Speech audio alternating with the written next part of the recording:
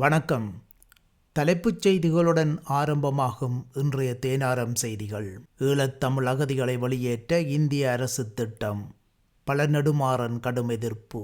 Motor சைக்கிளில் சென்ற 2 பெண்களை இடித்துத் தள்ளிய ஹயஸ் வாகனம். காயப்பட்ட இருவரும் சிகிச்சைக்காக வைத்தியசாலையில் அனுமதி.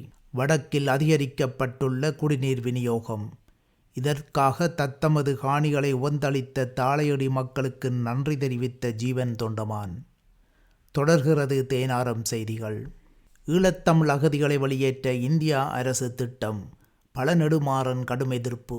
ஒரு நாட்டினுள் இருப்பதற்கு தேவையான விசா அனுமதியோ அல்லது வேறு தகுந்த ஆவணங்களோ இல்லாமல் இந்தியாவில் நீண்ட காலமாக தங்கியிருக்கும் தமிழகத்தில் அகதிகளாக வந்து சீவித்து கொண்டிருக்கும் ஈழத்தமிழர்களோ அல்லது நூற்றுக்கணக்கான வெளிநாட்டினரோ 1 வார காலத்துக்குள் நேரில் வந்து காரணங்களை தெரிவிக்க வேண்டுமென்று வெளிநாட்டினர் பதிவு அலுவலகத்திலிருந்து முன்னறிவிப்பு விடுக்கப்பட்டுள்ளது. இலங்கையில் அரசியல் குழப்பமும் கடும் பொருளாதார நெருக்கடியும் நீடித்து கொண்டிருக்கின்றன. தமிழர் பகுதியில் சிங்கள இராணுவத்தின் கெடுபிடிகள் தொடர்கின்றன. இந்த நிலையில் தமிழ்நாட்டில் தஞ்சம் புகுந்துள்ள ஈழத்தமிழர்களை கட்டாயப்படுத்தி வெளியேற்றும் முயற்சியில் இந்திய அரசு ஈடுபட்டு கொண்டிருப்பதை வன்மையாக கண்டிக்கிறேன் என்று தெரிவித்தார் உலகத் தமிழர் பேரமைப்பின் தலைவர் பழநெடுமாறன். இதுகுறித்து அவர் வெளியிட்டுள்ள அறிக்கையில், தமிழ்நாட்டில் தஞ்சம் புகுந்துள்ள ஈழத்தமிழ் அகதிகளை 1992ஆம் ஆண்டில் இதுபோல வெளியேற்றும் முயற்சியில் இந்திய அரசு ஈடுபட்ட போது சென்னை உயர்நீதிமன்றத்தில் நானும் மருத்துவர் ராமதாசும் தொடுத்த வழக்கில் உயர்நீதிமன்றம் அகதிகளை வெளியேற்றும் முயற்சிக்கு தடை விதித்தது. மேலும் அகதிகள் தாமாக தங்கள் நாட்டுக்கு செல்ல விரும்புகிறார்கள் என்பதனை இந்தியாவில் உள்ள ஐநா மனித உரிமை ஆணைய அதிகாரிகள் சரிபார்க்க வேண்டும். மேலும் எந்த அகதியையும் அவர்களின் விருப்பத்துக்கு மாறாக கட்டாயப்படுத்தி வெளியேற்றுவதற்கான நிரந்தர தடையினை உயர்நீதிமன்றம் 27ஆம் தேதி ஆகஸ்ட் மாதம் 1992ஆம் நாளிட்ட ஆணையின் மூலம் உறுதி செய்துள்ளது. எனவே உயர்நீதிமன்ற ஆணைக்கு புறம்பாக அவர்களை வெளியேற்ற இந்திய அரசு முயல்வது மனிதநேயமற்ற செயல் மட்டுமல்ல, உயர்நீதிமன்றத்தின் ஆணையை மதிக்காத போக்குமாகும்.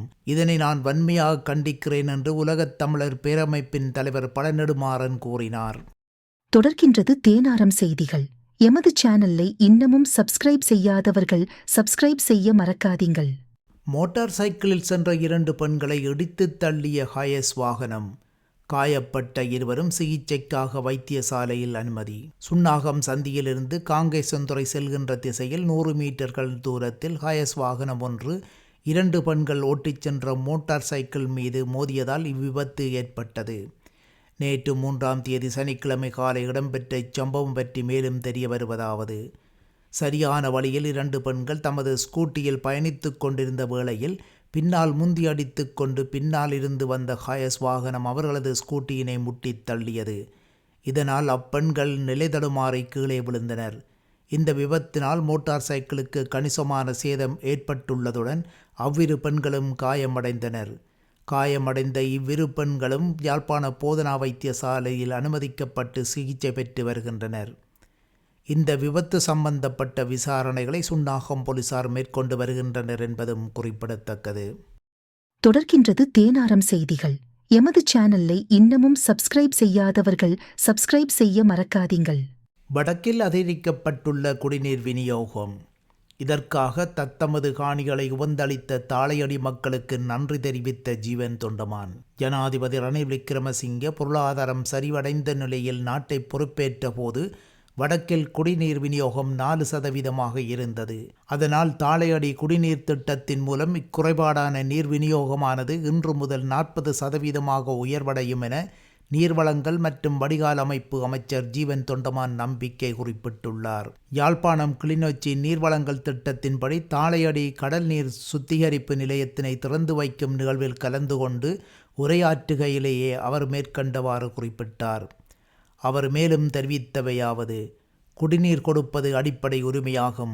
அதனால் குடிநீரினை மக்களுக்கு வழங்குவதற்குரிய நடவடிக்கையினை அரசாங்கம் எடுத்து வருகின்றது.